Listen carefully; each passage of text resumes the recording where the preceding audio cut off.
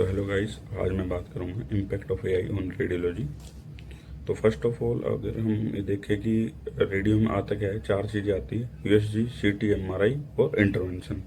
तो सबसे पहले इंटरवेंशन की मैं बात करूँ तो इंटरवेंशन तो बिल्कुल भी रिप्लेस नहीं कर सकता एआई, क्योंकि उसमें तो मैन पावर की ज़रूरत पड़ती है और ये एक फिजिकल वर्क जैसा काम है, तो इंटरवेंशन तो नहीं कर पाएगा एआई, आई थिंक कभी भी। और फिर हम आते हैं यूएसजी पे। अब यूएसजी भी एक फिजिकल वर्क है और उसमें प्रोब घुमाने के लिए मैन पावर की जरूरत पड़ती है, तो वो भी मोस्टली नथिंग टू इम्पॉसिबल है रिप्लेस करना। बाकी जो अल्ट्रासाउंड में जो एआई के जो फीचर आ रहे हैं वो सिर्फ इतने हैं कि वो सेक्शन मेकिंग में या कोई लीजन फाइंड करने में हेल्प कर सकते हैं, जिससे आप मान लो डेली के 50 अल्ट्रासाउंड कर रहे थे तो वहाँ पे आपकी रेंज बढ़ जाती है। जब आपको लीजन पता है कि भाई यहाँ पे है, उसका साइज वो कैलकुलेट करके दे देता है, तो इतना हो सकता है बस।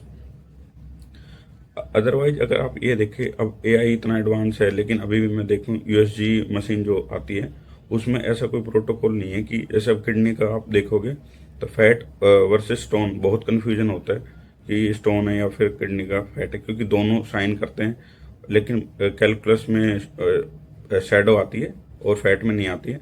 लेकिन जो स्मॉल स्टोन होते हैं जैसे 1 to 2 mm, उनमें तो इतनी शैडो बन नहीं पाती, तो बहुत कन्फ्यूजन होता है कि स्टोन है या फिर फैट है। अब ऐसे ही एच डी एन वर्सेज कई बार सिस्ट में कन्फ्यूजन होता है, तो ऐसा अभी तक मैंने यूएसजी में कोई फीचर नहीं देखा मशीन में कि ऐसे एकदम डिफ्रेंशिएट कर दे कि ये इसमें मान लो स्टोन है तो अलग कलर आता हो या कुछ और उसके फीचर हों। तो ऐसा मैंने अब तक नहीं देखा है यूएसजी मशीन में। तो अभी तो एआई बहुत पीछे है यूएसजी में। तो जब एआई अगर आ भी गया तो पहले तो ये चीज़ें कवर करेगा कि how to differentiate different legion, ये लाइक दिस। फिर नेक्स्ट आते हैं अपना सीटी में। अब सीटी और एमआरआई में जो मैंने रिसर्च करी है, जहाँ तक जो एआई के जो अभी मशीन आ रही है नई, उनमें अभी ये आने लग गया है कि वो लीजन की साइट, शेप, मार्जिन और उसके हाइपोडेंस है, इस टाइप के फीचर आपको कैलकुलेट करके दे देगी। लेकिन इसका एडवांटेज ये है, जैसे मान लो कोई रेडियोलॉजिस्ट डॉक्टर पहले 50 स्कैन करता था डेली, तो वो हर स्कैन को देखता था कि उसमें किस में लीजन है, कहाँ पे है, उसका साइज लेता था, उसको बहुत टाइम लग जाता था। लेकिन एआई के फीचर से ये हो सकता है कि वो अगर डेली के 50 स्कैन कर रहा तो उसको ना साइज कैलकुलेशन करना, शेप, मार्जिन ये देखने नहीं पड़ेंगे, और ना साइड पर देखनी है कि कहाँ पे, उसको फाइंड नहीं करना पड़ेगा, लीजन ऑटोमेटिकली एआई बता देगा। लेकिन इससे मतलब एफिशिएंसी बढ़ेगी रेडियोलॉजिस्ट की। ऐसा नहीं है कि एआई रिप्लेस कर देगा, क्योंकि फाइनल डायग्नोसिस रेडियोलॉजिस्ट ही बनाएगा, एआई नहीं बना सकता। क्योंकि एआई के पास ये फीचर नहीं है कि वो उसके पास एक्सपीरियंस नहीं है टाइप ऑफ। अब वो तो एक उस पर काम करेगा कि उसको जो जैसा बताया गया है, एक टाइप का लीजन है, कई बार एनाटॉमी डिफरेंट होती है, तो उसके हिसाब से भी लीजन वेरी कर जाता है। और दूसरा ये है, जैसे मान लो कोई रेडियोलॉजिस्ट रिपोर्ट करता है तो उसकी एक रिस्पॉन्सिबिलिटी बनती है जो रिपोर्ट दे रहा है।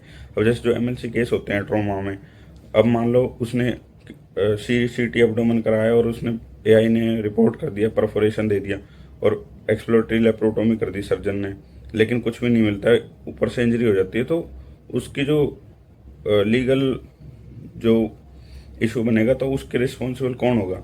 उसमें एआई तो हम कोर्ट में लेके नहीं जा सकते ना, उसके लिए इन दी एंड तो एक डॉक्टर को ही जाना पड़ेगा। तो हमेशा डॉक्टर की नीड पड़ेगी और टेक्निकल स्टाफ की भी नीड पड़ेगी, क्योंकि ये एक फिजिकल वर्क भी है इसमें, पेशेंट को लिटाना, बैठाना, उसको बताना क्या पोजीशनिंग है, ये सब काम ना इसमें मैन पावर की नीड पड़ती है। और आप अगर ये सोच के रेडियो ना ले कि एआई रिप्लेस कर देगा आने वाले टाइम में रेडियोलॉजिस्ट को, तो मेरे को तो बिल्कुल भी नहीं लगता। क्योंकि पहली बात तो इसमें एरर बहुत होंगे अभी, क्योंकि वो तो एक डाटाबेस पे काम करता है। अभी तो ये भी फिक्स नहीं हो पाया है कि जैसे मान लो उसमें जो कंपनी डाटा डाल रही है वो हर कंपनी अपने हिसाब से डाल रही है, तो अलग अलग डायग्नोसिस बन के आएंगे। अगर मान लो उनका प्रोबेबल डायग्नोसिस भी बनता है, वो तो डाटा के बेस पे बनाएगी ना, ऐसे क्या शोर शोर तो बना नहीं सकती वो। तो अभी तो मेरे को लगता नहीं है। आप रेडियो को इसलिए ना छोड़ें कि भाई एआई रिप्लेस कर देगा। मेरे को नहीं लगता 10-15 साल में एआई रिप्लेस कर पाएगा। दूसरा, यूएसजी तो कभी भी रिप्लेस नहीं कर पाएगा, और जो सबसे ज़्यादा नीड है वो यूएसजी की है। और अगर एआई हेल्प भी कर रहा है तो आपके लिए बेटर ही है कि इन फ्यूचर में केस बढ़ने ही वाले हैं, सीटीएम मार के वो घटेंगे नहीं कभी भी। और अब जैसे इसको एग्जाम्पल के तौर पे समझे, अब ईसीजी मशीन जो होती है उसमें भी तो वो बहुत टाइम से आई हुई है, लेकिन उसमें भी एक अच्छा फीचर है कि वो डायग्नोसिस बनाती है, लेकिन उसके डायग्नोसिस पे बिलीव नहीं करते क्योंकि बहुत ज़्यादा एरर है उसमें। उसमें आप देखोगे वो नॉर्मल पेशेंट को एक्यूट एंजाइना दे देती है, कई बार टी इन्वर्जन दे देती है, T wave inversion, ventricular tachycardia, ये सब मतलब एरर है उसमें। अब लेकिन आपने एक इंटर्नशिप में देखा भी होगा कि ईसीजी सबको पढ़ना आता है, लेकिन रिपोर्टिंग कौन करता है? मेडिसिन वाला। हर कोई ईसीजी रिपोर्टिंग के लिए मेडिसिन